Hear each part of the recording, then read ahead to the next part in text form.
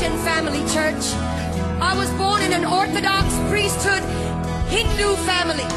I was born in a Hindu family to Brahmin priests.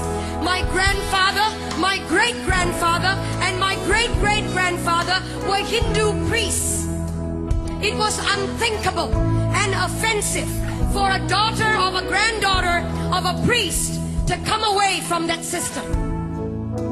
I was so hungry for God.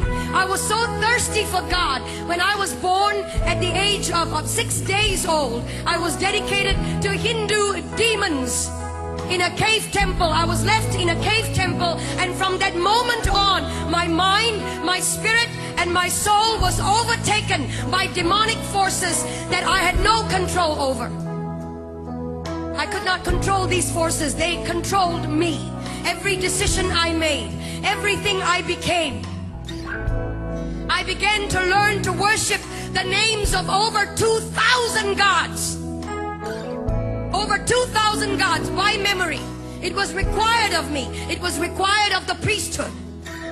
And I, as an obedient daughter of a priest or granddaughter of a priest, I learned the names of 2,000 gods. At the age of 19 or 20, I was so hungry for God, but I did not know His name, where He was, who He is.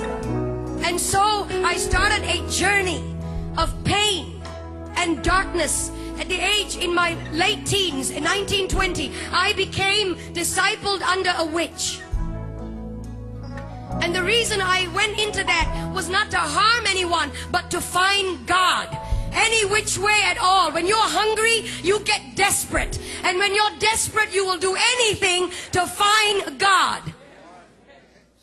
And so I went after Him. And I didn't find Him in the pages of Hinduism. I didn't find Him in the pages of the priesthood creed. I didn't find Him in the pages of mantras and prayers that I was taught to believe in. I didn't find Him in the rooms of temples. Huge temples. I would go into that and want to look for God. There was one time I was in southern India, and there was in this temple. I went in and I opened the curtain. There was a veil that divided the holy area from the rest of the public. Well, I couldn't wait. I had no authority to go into that area. Only a male priest could go in there. I opened the curtain, and there was a 10-foot idol. 12 arms, 12 faces, myriad number of eyes. He didn't see me. He couldn't hold me. He had eyes and could not see me. Years down the road, I was struck with a demonic pain in my body. From the top of my head to the tips of my feet, I would be in pain. Painkillers and suicide came the order of the day. I took painkillers every day, more than the required dose, just to knock myself out. And in my mind, it was one thought: if I ended my life, I would end the pain. And so I was sitting at the edge of my bed, possibly on the last day of my life on this planet. Sometimes, when it all looks lonely, you feel that nobody really cares. Hear me, young people. He's watching over you. He's watching over you. And it may not be tangible, but He's over you. And He loves you. And He'll come through for you if you would just focus on Him and let the other stuff go. And I was sitting at the edge of my bed, frustrated, fed up. And I cried out, like you have cried out, Jesus! I'd heard of that name when I was growing up. Christmas cards. Christian people that would come to my door and tell me, He died for you. And I would resist them and argue with them. Proud and arrogant of the priesthood that I belonged to. Ignorant.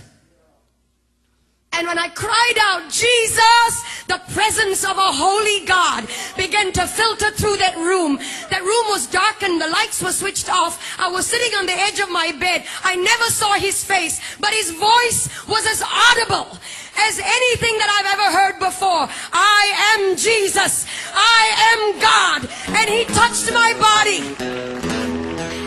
No doctor could cure the disease that was in my body. No doctor could heal me. Young man, no doctor could provide the answers. Nothing out there can. And I've been there, done it, and I've tried it. Everything, the darkest road, I've taken it. Gentlemen, and he came to me, he touched my body. In an instant, that disease left my body. In an instant, I was healed. I began to feel his power and his presence course through my body. And then I went into this tiny church, about 50 people, and somebody up in front there looked a bit like this platform, and somebody up on this was talking about going into the water. That if you're baptized, you become a new creature. Well, I didn't understand that either. I was wondering how water can make such a big difference. What's the big deal? We take showers every day. I went up to this preacher man and I said, will you put me in this water? Because everything and anything he wants me to do, I'm ready to do it. He has set me free. He has healed me. Anything and everything. No matter the price. No matter. And so they put me in that water. When I came out, legions of demonic influences broke free from me. And I was set free, church.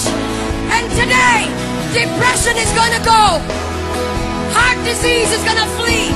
Jesus is in this house. He's here. And if you can shout.